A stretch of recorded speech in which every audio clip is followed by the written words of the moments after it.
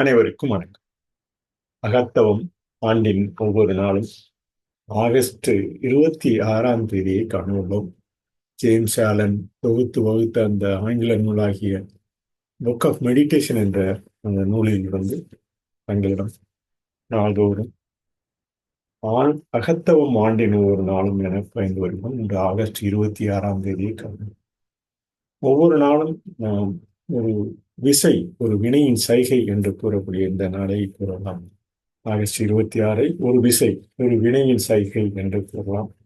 அந்த கலந்துரை சொல்லாகிய அந்த எழுத்து உருவில் அந்த சொற்கள் அமைப்பு தொடர்ந்து இந்த ஒரு சொல்லாகிய தமிழ் மொழியில் பயந்து வைக்கும் கலந்துரை என்று கிட்டத்தட்ட அந்த அடிப்படையில் கலந்துரை பாயன காலந்தோறும் நமது தமிழ் மொழியில் தொகுத்த ஒரு சில கருத்துக்களை அடிப்படையாக கொண்டு தொடர்ந்து இந்த செயல்மன்ற பதிவு பரிந்து வருகிறது.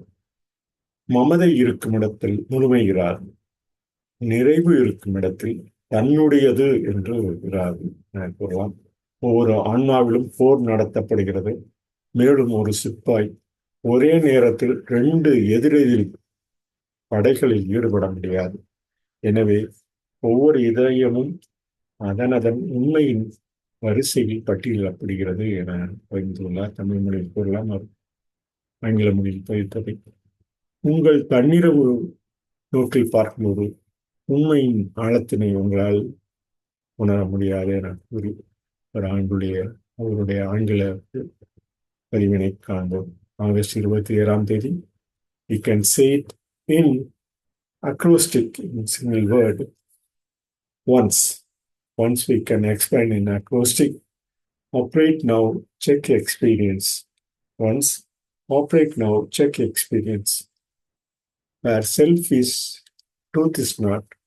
Truth is, self is not, what he says on the day, August 26th.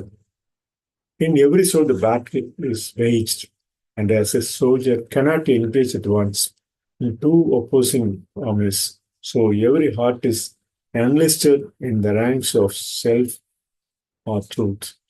You cannot perceive the beauty of truth while you are looking out through the eyes of self, what he says on English. You can say it in acrostic on August 26th. Once, operate now, check experience. Tamil மொழியில் August 26ஆம் தேதி ஒரு விசை என்று கூறலாம், ஒரு வினையின் செய்கை.